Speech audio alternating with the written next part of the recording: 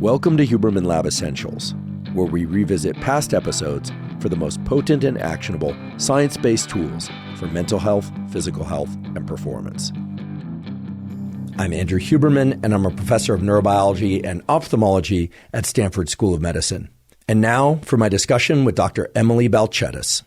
Well, thanks for being here. It's my pleasure. Yeah, I've been looking forward to this for a long time because as a vision scientist who is also very interested in real-life tools and goal setting and motivation, your work lands squarely in the middle of those interests. Just to kick things off, you could tell us just a little bit about goal setting and goal retrieval. What's the deal with vision and motivation? How do those two things link up? Yeah, totally. When psychologists ask people, like, what are you doing to help make progress on your goals? They say all kinds of things. A couple of things always pop to the top, which is, self-pep talks, or I remind myself of how important it is to do this job, or put up Post-it notes around to constantly be nagging me about what I need to do. All of that takes a lot of time and effort and commitment.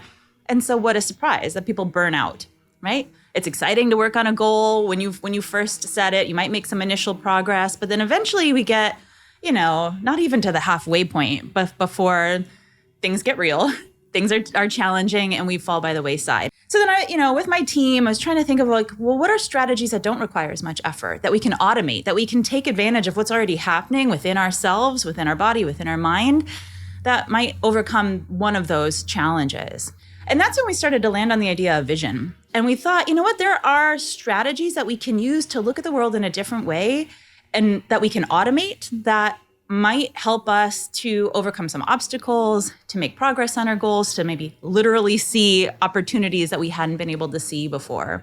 You've published a number of studies in this area, but maybe you could highlight some of the more important findings in the area of how people can adjust their vision in order to meet goals more quickly and more efficiently. So, we started thinking about what are the goals that are most important to people that they struggle with the most. And regardless of where you look or who you ask or when you ask it, people's number one goal is something related to their health, right? So one of the first things that I did was go over to Brooklyn. There's a couple armories all around the boroughs here around New York City. And the one in Brooklyn in particular is now a YMCA. Somebody had invited me, a physical therapist, said, hey, you should come out and check out what's happening here with your interest in exercise and trying to find new ways of helping people, new tactics that they can add to their tool belt. I think you're going to find some interesting people that are working out there who, as it turns out, are some of the fastest runners in the world. One of the people that was in the last Olympics before I showed up won the gold medal for the 400 meter. I thought when these people are running, I bet they are hyper aware of everything that's going on in their surroundings. Where are they relative to the competition? What's happening in their peripheral vision? What's going on the side? Who's behind them? Who's in front of them? They probably have this master sense, this master visual plan at any point in time. And that's what probably makes them elite.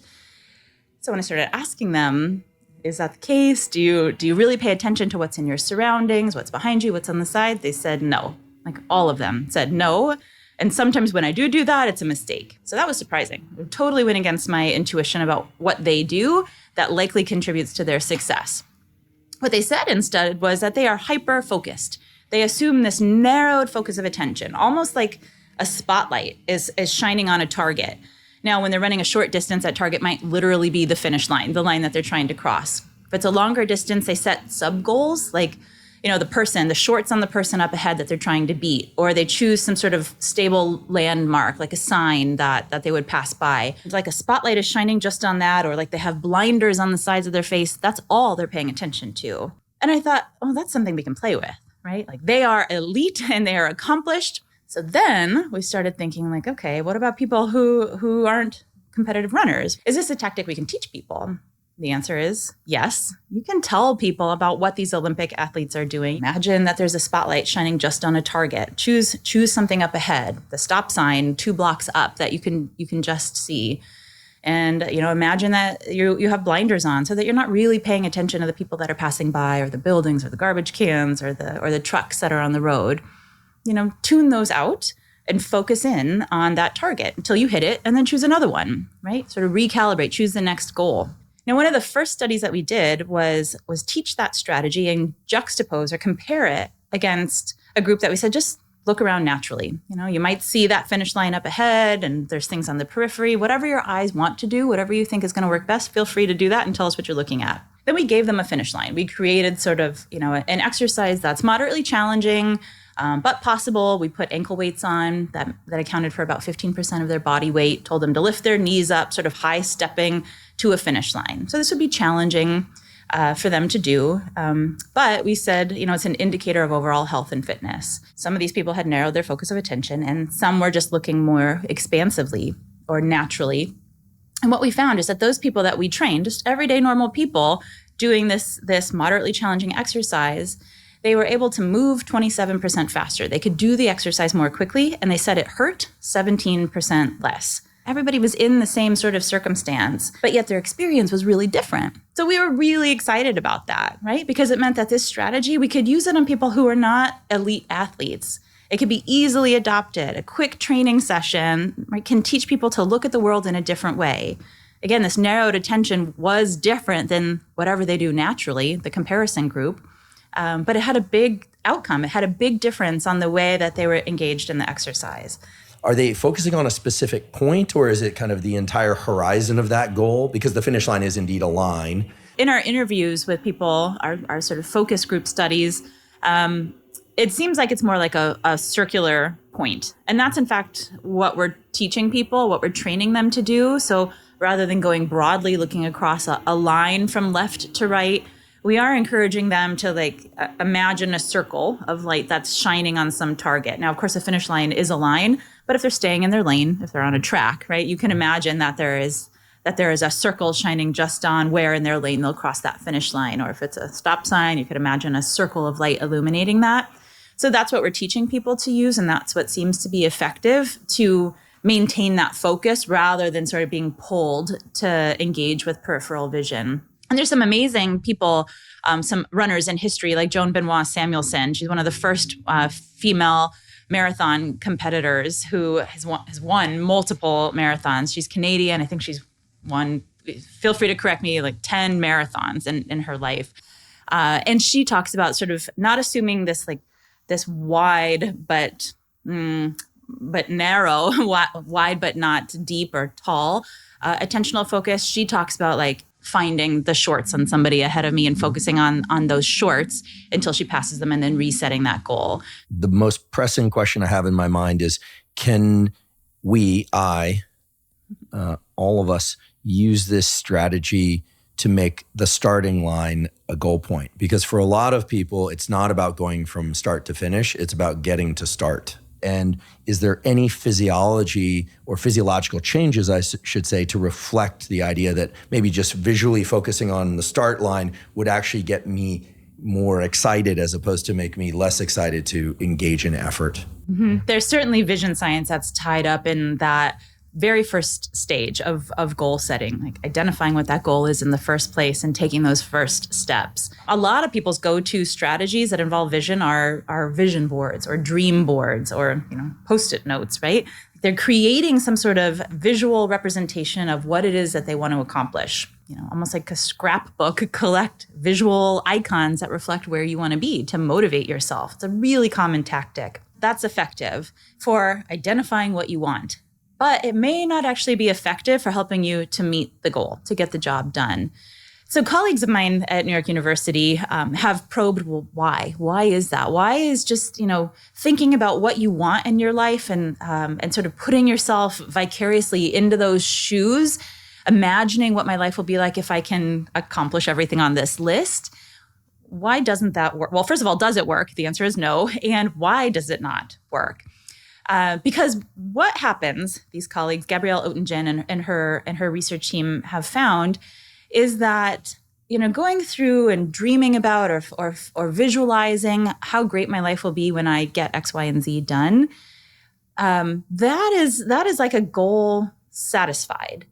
I have identified what it is that I want. I have experienced it, even if just in an imaginary way.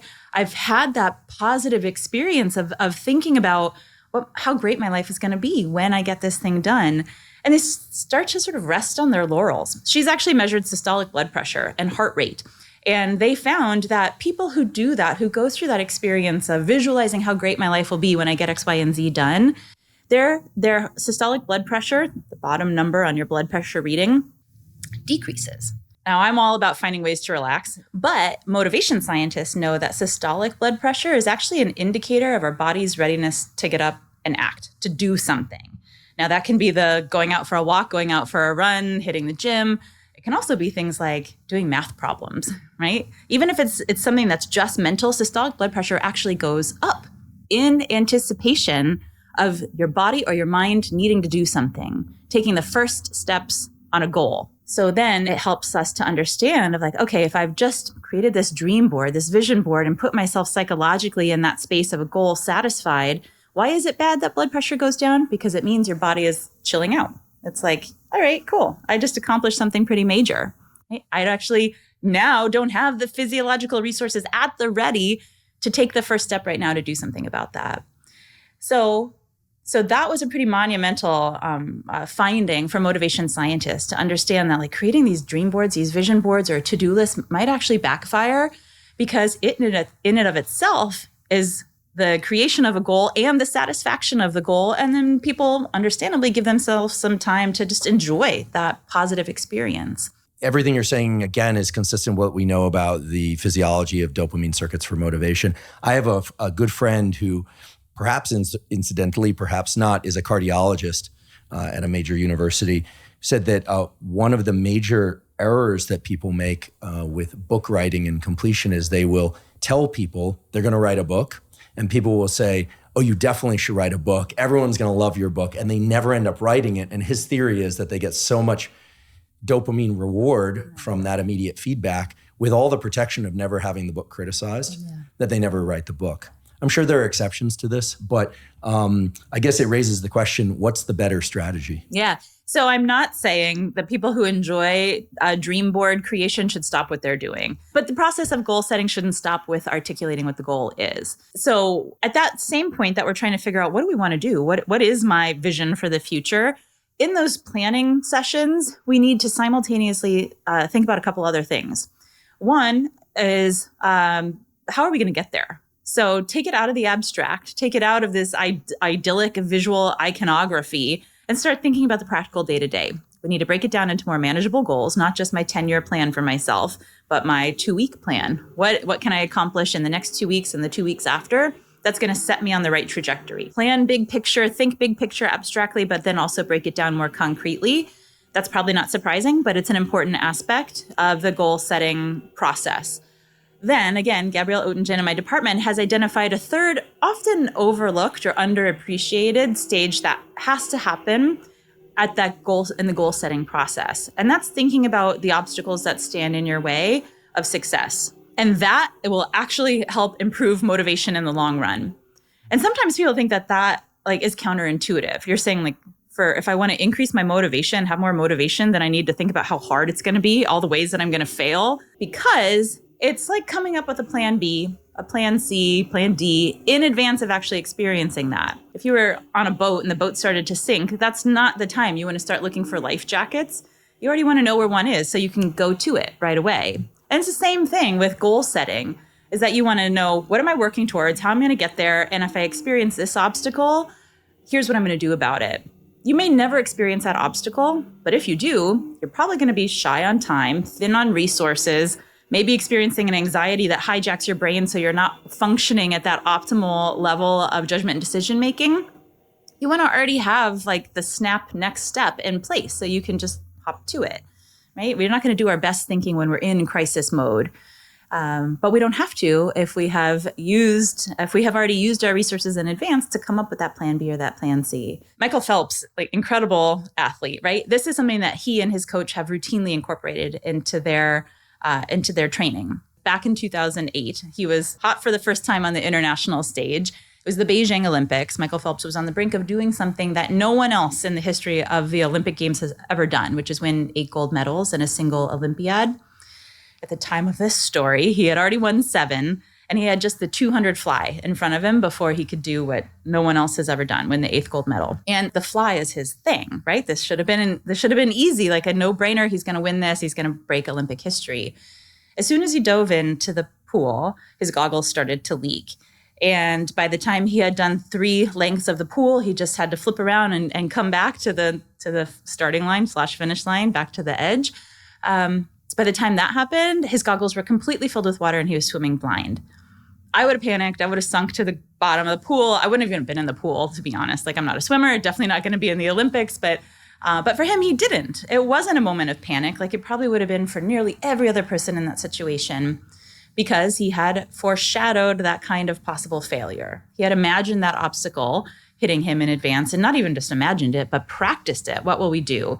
He routinely practiced swimming with his goggles not fully secured on his face. His coach notoriously would rip the goggles off of his head, smash them on the ground for maybe dramatic effect or something, so that he didn't even have any goggles possible to grab as he's in practice.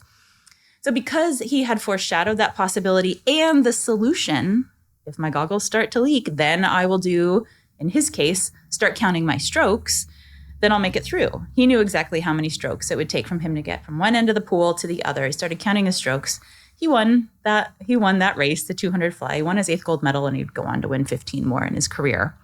So we might not all be swimmers. We might not all aspire to Olympic level performance, but I love that example because I think it helps sort of demystify or give us an alternative perspective on the importance and the motivational reasons why thinking about obstacles in advance, thinking about the ways, the 2, 3, 4 ways that your plan might go awry is actually effective at helping us to overcome the obstacle that might otherwise lead us to throw in the towel. So I do think that there's great power in thinking about our visual experience alongside other tactics that we might use for meeting our goals. I have a question, and to be honest, I know the answer in advance, but I'd love for you to tell us a bit about how unfit people view the world versus how fit people view the world, or how unmotivated people visually see the world as opposed to highly motivated people. Maybe you could describe that study. I think it's a particularly important one, mostly because yes, it identifies perhaps a physiological or psychological differences between motivated and unmotivated,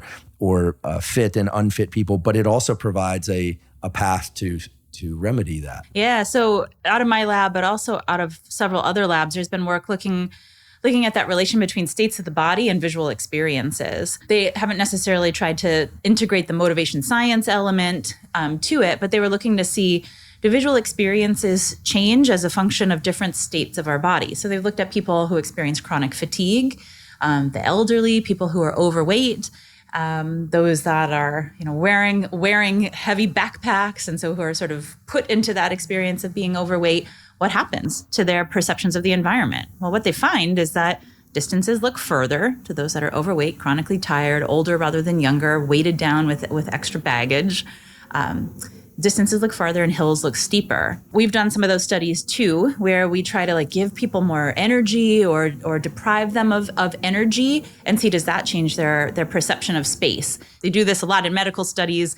You give somebody a drug and you give somebody a placebo, a sugar pill, and then importantly, nobody really knows who's got what until you've analyzed all the data and the results are revealed that these are the people that had the drug, the active agent. Same idea in the psychological research. In this case, what we did was give people Kool-Aid to drink. And for some people, that Kool-Aid was sweetened with sugar, an actual caloric entity. It could give them energy. Other people drank Kool-Aid sweetened with Splenda. So yeah, it's sweet, but it actually doesn't have any caloric value. You're not giving people energy. You're just giving them that experience of sweetness. Now, some people, of course, are really good at identifying what's real sugar and what's Splenda. But when you put it in a Kool-Aid, a pretty noxious powder, it actually masked it for everybody and nobody had any idea. We asked them to guess what they got. We tested them afterwards and they were wrong. So nobody is able to guess with accuracy what was your drink sweetened with, which is important because they were blind. The way that scientists use it, they didn't know what it was that they were drinking. We give them about 10 to 15 minutes for that sugar to metabolize, and we measured their circulating blood glucose levels to make sure that we had, in fact, given their body circulating glucose energy that they might use in the next activity. And the researcher, again, didn't know whether they had just served sugar or Splenda. Then we asked people to estimate distance. So we gave some people more energy, or we kept others sort of at whatever their normal level was. And what we found is that those people who didn't even know it, but who had been given more energy by drinking Kool-Aid sweetened with sugar, perceived their space as more constricted. That visual illusion of proximity was induced. They felt that their finish line, again in the context of an exercise task, was closer to them. So in just the same way that these other physiology labs, vision science physiology labs, found that people who are chronically tired, who don't feel like they have as much energy, or those that are physically weighted down and for whom moving within an environment is more costly, we could create that experience for people. We did an experimental version of that if you have more energy, the world looks easier. The distances to a finish line don't look as far. So that was some of the experimental evidence that we had to show that people's states of their body do impact their visual experience. Now, I'm a motivation researcher. So for me, the big question is, well, what's the point of that study then, besides just showing this connection between the body and the eyes and the visual experience?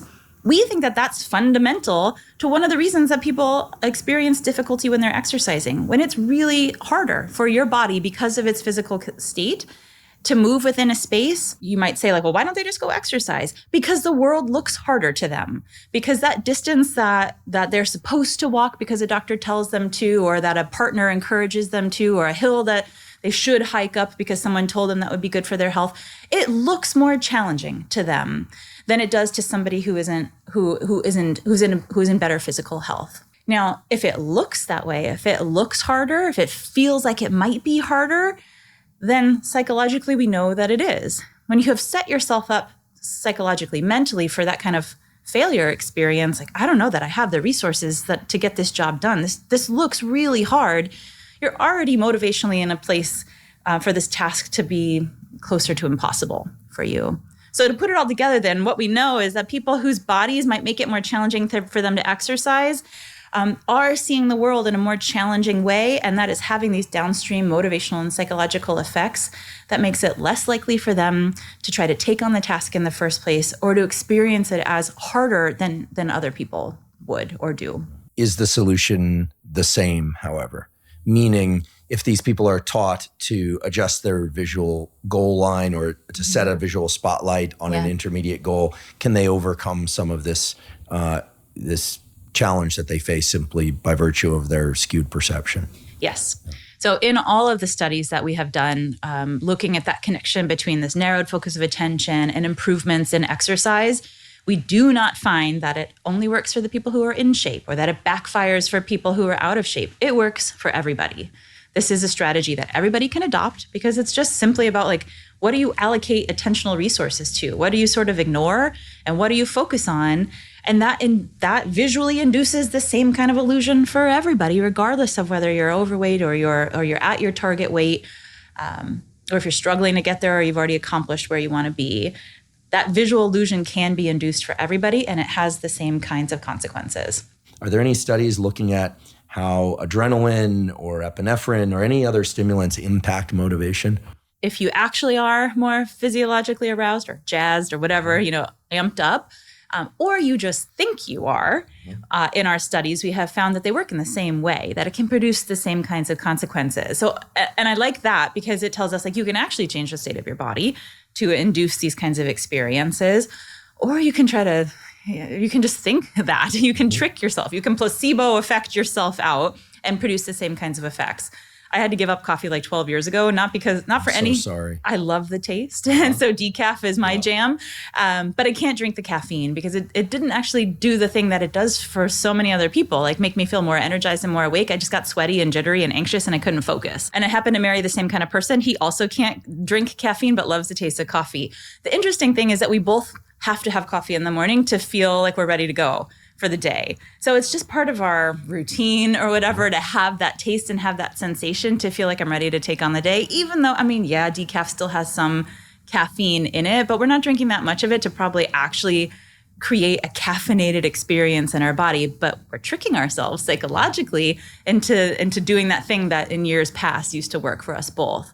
I'd love to ask about other kinds of goals, meaning non-physical goals. Is there any example or tactic that people could use to better approach cognitive goals, school, work, but that don't exist in the fitness and sports domain? Totally. A couple years ago, when I was writing the book, I I also had a child. The same month that I had the opportunity to like pull all this research together is the same month that my son came to be. And I started to realize like I became a lot less interesting once he was around. He was fascinating, but I was changing diapers and feeding him, and like that was it. People would come over, like, "What's up? How have you been? Like, tell me something that's going on in your life." And like all I had to talk about was this, what was boring. And I just felt like I've lost myself. I used to pride myself on like crazy adventures and problems I would get myself in, and I was a great storyteller. And that all of a sudden disappeared as soon as he came into the world because he became my world. So then I started thinking like, I need to pull back some coolness, and if I ever had it in the first place, but I need to be a cooler person than I'm coming across right now. So I decided I want to learn to play drums. I want to be like a one-hit wonder as a rock star drummer. So that's a goal that I set for myself at the same time that my son came into this world, when I was also trying to think about goal setting and how to improve my ability and all of our ability to get a job done when you're faced with some pretty big obstacles. So I got to practice all these techniques that we're talking about on myself and see for myself. When I tell people, hey, try this thing, like narrowed focus of attention, does it help with something like becoming a better drummer? And the answer is, yeah, these tactics at least work for me sometimes under some circumstances, and they do for other people who try them for other goals that aren't necessarily about exercise. One that I found particularly helpful was overcoming my bad memory, that everybody's memories are faulty, right? Everybody has sort of a warped perception of the past. It might be skewed more positively than maybe we deserve, or it might be skewed more negatively. If you feel that, what looms large in your mind as you reflect on something from the past, are the mistakes that you've made, or the social faux pas that you had, or, challenges that you faced at work when you got in trouble with a boss or with a colleague. If that's what really stands out in your mind, or the good side of all of those possibilities, we probably aren't getting the world right. And that is something that our brain has evolved to give us a faulty memory, to level and sharpen, to not encode and remember and be able to recall everything that we've experienced with accuracy and precision. And that's a problem when it comes to assessing our own goal progress. When we want to be our own accountant and try to determine, how are we doing? If I want to become a drummer, am I on track for getting there before X, before my time runs out? Am I going to make it or not? And I think that's an experience, whether they want to be a drummer or not, that a lot of people can resonate with, of like trying to determine, is this trajectory, is this rate of progress going to get the job done by X amount of time? Will I have my swimsuit body by summer, or will I save enough for retirement by the time I hit 65? For these goals where time is involved and there is a deadline, we do take moments to assess our trajectory. And if we just rely on our memory, we're probably going to do a bad job of assessing that trajectory, of knowing whether we're on pace to meeting our deadline. And I found that to be the case as I was thinking about, am I actually going to be able to learn this song? I mean, I know that it's going a lot slower than it probably would for anybody else. But to give myself a deadline and a commitment, I decided I was going to put on a show. I was going to invite everybody I knew and also people I didn't know. And I was going to play my one song for them. So in the process of like figuring out, am I going to be able to play this show? I sent out invitations, like the date is committed. Like people are coming to listen to my one song. God bless them. How's it going to go? And it felt awful. It just felt like I am not making progress here, because there's a lot more things that actually are pressing, right? Like the kid does need to get fed. I do have to go to my day job. The editor is asking for the next draft of this book. And that is going to take precedence, like it does for so many people, that things command your bandwidth, even when you have this goal that you've committed to and that you've got, on the books. And so I just felt this looming anxiety about this goal that would require, didn't have to be daily practice, but like you can't cram that kind of a goal. It does take, committed investment for a sustained period of time. And so I had this looming anxiety that I'm not making good enough progress. But that's because I was relying on my memory and my brain to recall, like, how many times did you practice? What was it like the last time you practiced? What was it like when you tried to play this bit, or this riff like 2 weeks ago? Have you gotten any better since then? And it just felt like, no, I haven't practiced enough. I don't remember when the last time I played was, but it definitely doesn't feel like I'm getting any better. Then I thought, you know what? I should stop relying on my brain to tell me where am I at? And am I on an upward slope here? I need to look at the data. I love data. Scientists love data. So I started to collect data on myself. What I did was download this app that a friend had told me about called the Reporter app. There's lots of these kinds of things out there.